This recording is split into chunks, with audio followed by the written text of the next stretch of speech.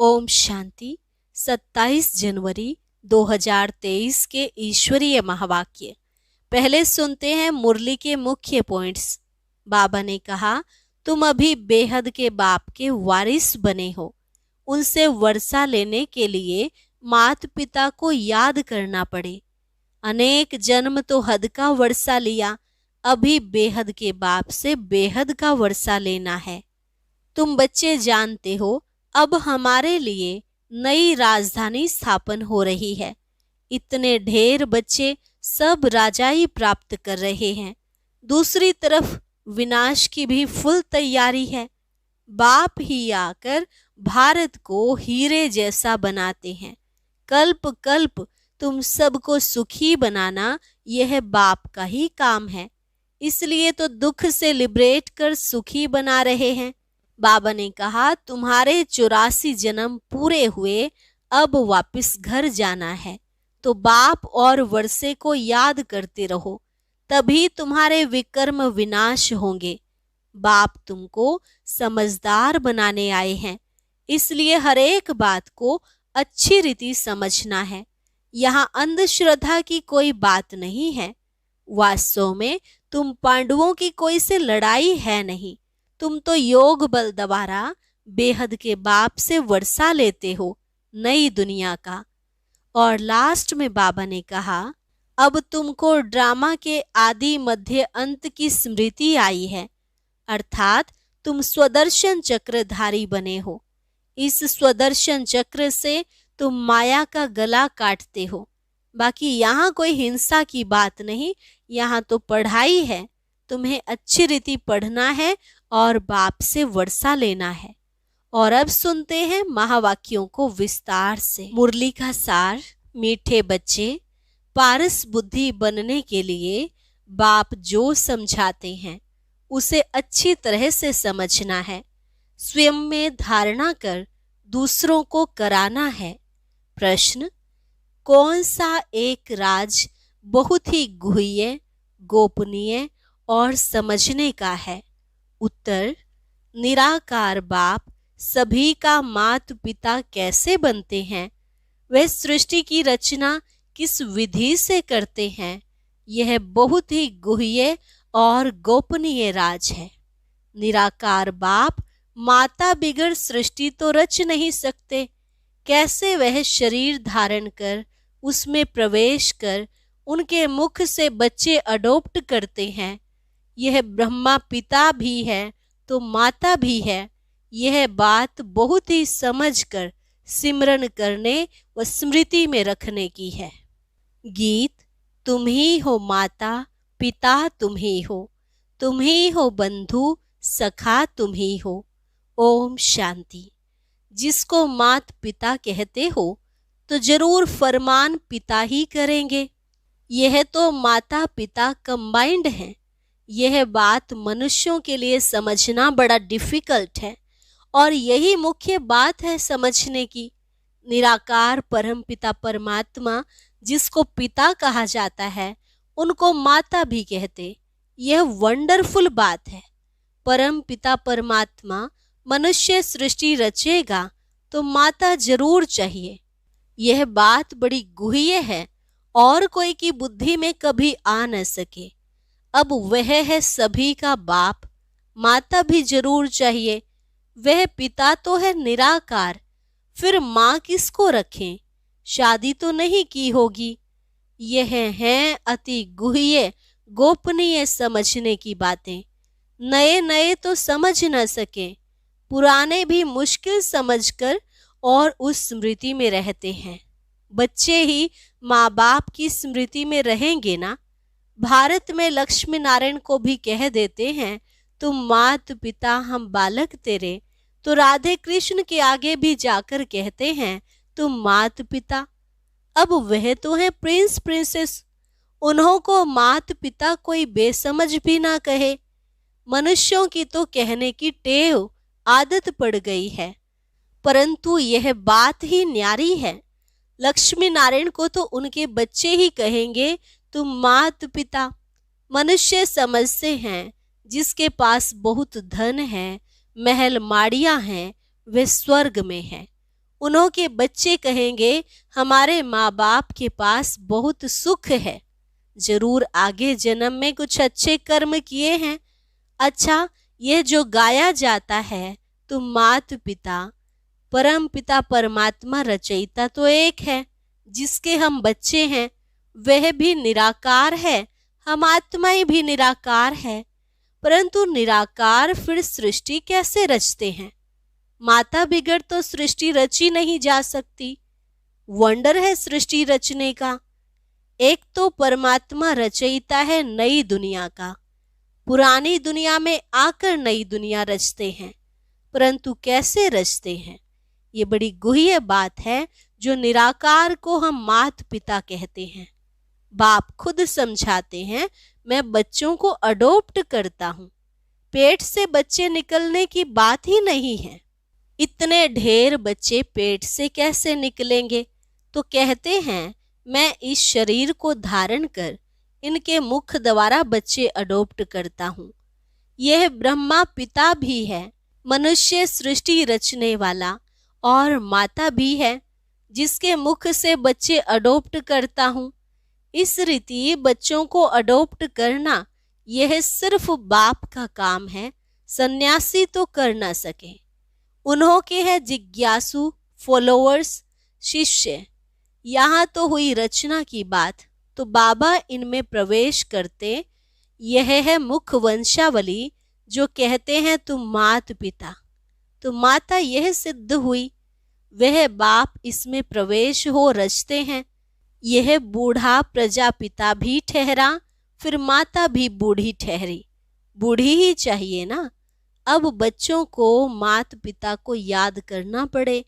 इनकी तो प्रॉपर्टी है नहीं, तुम बनते हो वारिस, इसलिए इनको बाप दादा कहते हैं। तुमको प्रजापिता ब्रह्मा से प्रॉपर्टी नहीं लेनी है, यह दादा ब्रह्मा भी उनसे लेते हैं। इनको दादा भी तो माता भी कहा जाता है, नहीं तो मात पिता कैसे सिद्ध हो? माता पिता बिगर बच्चे कैसे हो? यह बड़ी गुह्य समझने और सिमरन करने की बात है। बाबा, आप पिता हो, इस माता द्वारा हमने जन्म लिया है, बरोबर वर्षा भी याद आता है। याद उस बाप को करना है। ज्ञान से तुम समझ भी सकते हो कि कैसे बाप पतित दुनिया में आते हैं और कहते हैं, जिसमें प्रवेश करता हूँ, यह हमारा बच्चा भी है, तुम्हारा बाप भी है, और फिर माता भी है। तुम हो गए बच्चे, तो बाप को याद करने से वर्षा मिलता है, माता को याद करने से वर्षा नहीं मिलेगा। निरंतर उस बाप को याद करना है, बाकी इस शरीर को भूलना है। यह ज्ञान की बातें समझने की हैं।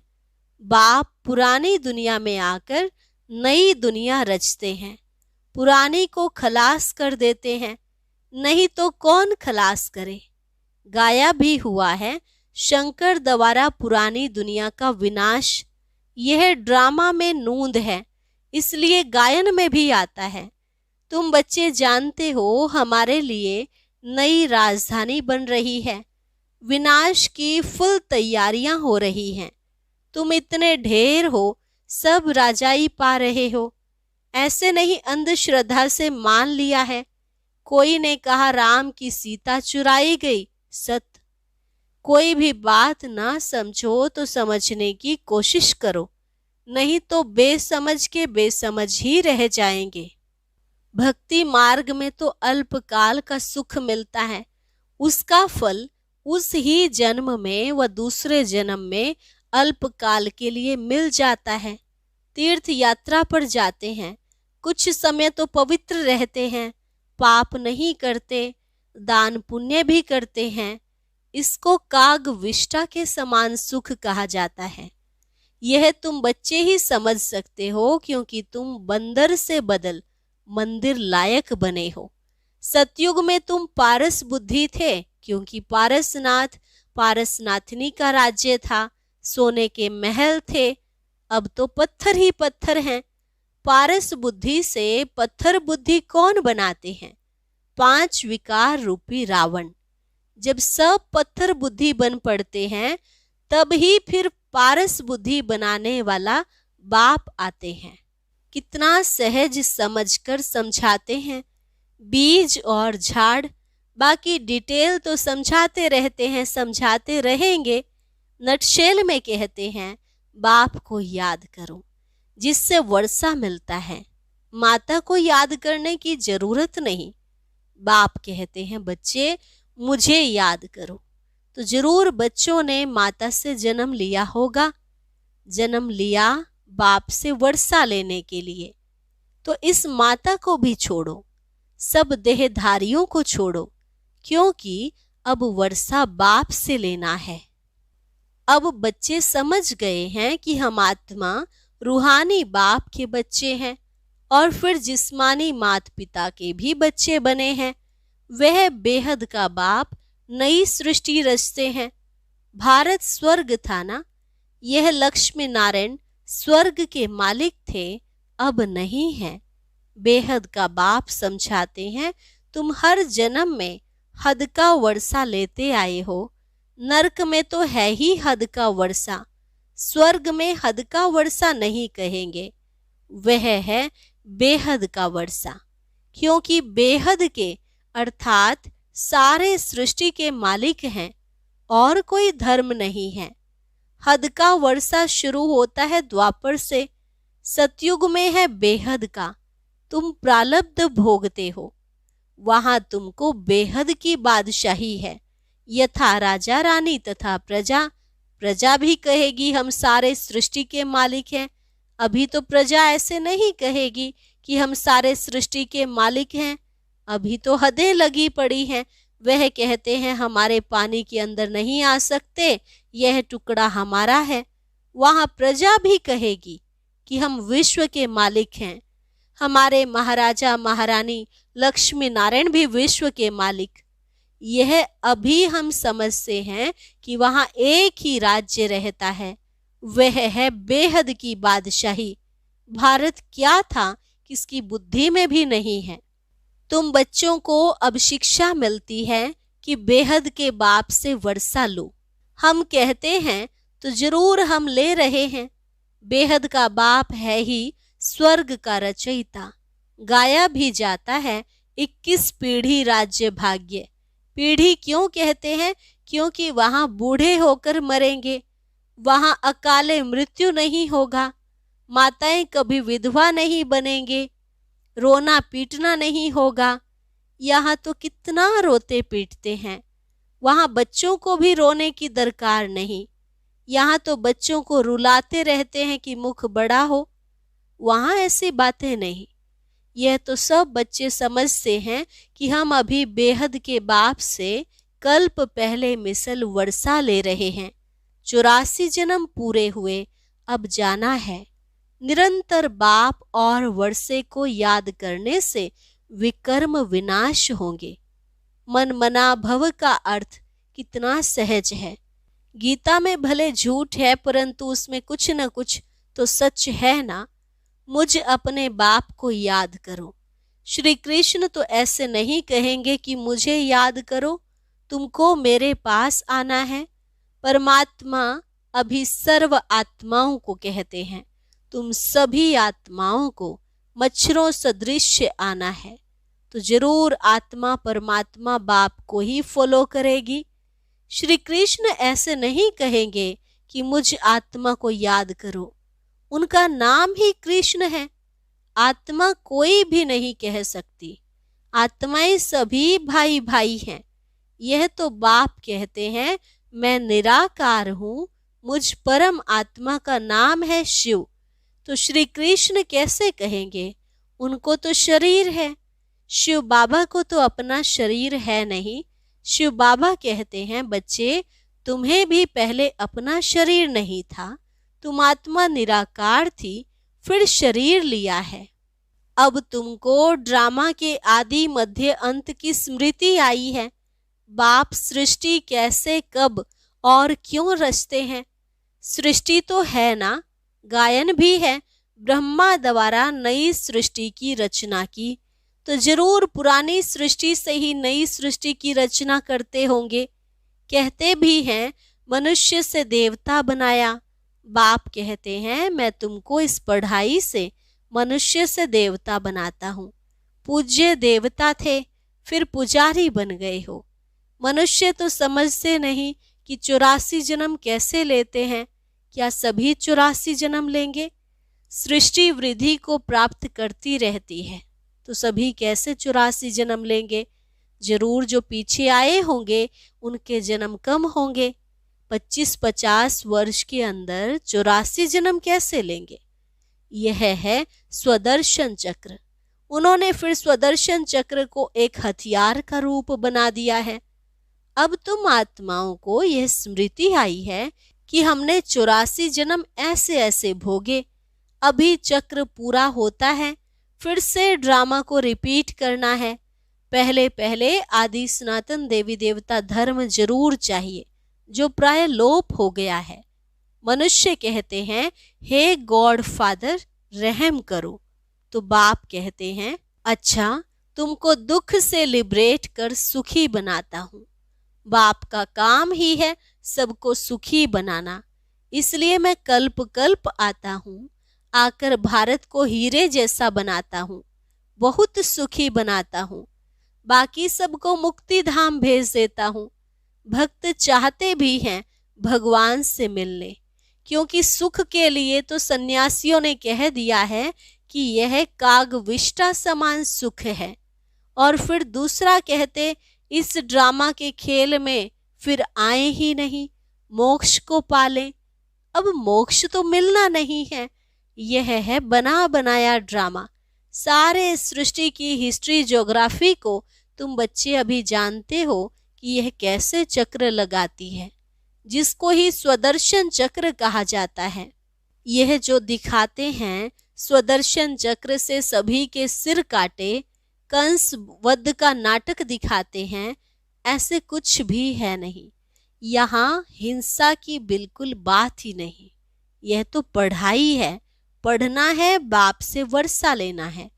बाप से वर्षा लेने के लिए किसको कत्ल करते हैं क्या? वह होता है हद का वर्षा। यह है बेहद के बाप से बेहद का वर्षा लेना। गीता में लड़ाई आदि की कितनी बातें लिख दी हैं, वह तो कुछ भी है नहीं। पांडवों की लड़ाई वास्तव में कोई के साथ है नहीं। यह तो योग बल से बेहद के बाप से तुम बच्चे वर्षा ले रहे हो नई दुनिया के लिए। इसमें लड़ाई की कोई बात नहीं। अच्छा मीठे मीठे सिकिलधे बच्चों प्रति माता पिता बाप दादा का याद प्यार और गुड मॉर्निंग। रूहानी बाप की रूहानी बच्चों को नमस्ते। रूहानी बच्चों की रूहानी बाप दादा को नमस्ते नमस्ते, गुड मॉर्निंग। धारणा के लिए मुख्य सार। पहली पॉइंट, बाप से 21 पीढ़ी का वर्षा लेने के लिए निरंतर बाप और वर्षे को याद करने का पुरुषार्थ करना है। किसी भी देहधारी को याद नहीं करना है। दूसरी पॉइंट, बुद्धि में स्वदर्शन चक्र फिराते रहना है। हम पूज्य थे, फिर पुजारी बने, 84 जन्मों का चक्र पूरा किया, फिर से ड्रामा रिपीट होना है। हमें पुजारी से पूज्य बनना है। ये स्मृति ही स्वदर्शन चक्र है। वरदान, समानता द्वारा समीपता की सीट ले, फर्स्ट डिवीजन में आने वाले विजयी रत्न भव। समानता द्वारा समीपता की सीट ले, फर्स्ट डिवीजन में आने वाले विजयी रत्न भव। समय की समीपता के साथ साथ अब स्वयं को बाप के समान बनाओ। संकल्प, बोल, कर्म, संस्कार और सेवा सब में बाप जैसे समान बनना, अर्थात समीप आना। हर संकल्प में बाप के साथ का, सहयोग का, स्नेह का अनुभव करो। सदा बाप के साथ और हाथ में हाथ की अनुभूति करो तो फर्स्ट डिवीजन में आ जाएंगे। निरंतर याद और संपूर्ण स्नेह एक बाप से हो। तो विजय माला के विजयी रत्न बन जाएंगे। अभी भी चांस है, टू लेट का बोर्ड नहीं लगा है। स्लोगन, सुखदाता बन, अनेक आत्माओं को दुख अशांति से मुक्त करने की सेवा करना ही सुखदेव बनना है। सुखदाता बन, अनेक आत्माओं को दुख अशांति से मुक्त करने की सेवा करना ही सुखदेव बनना है। अच्छा, और अब सुनते हैं आज का अव्यक्त ज्ञान मोती।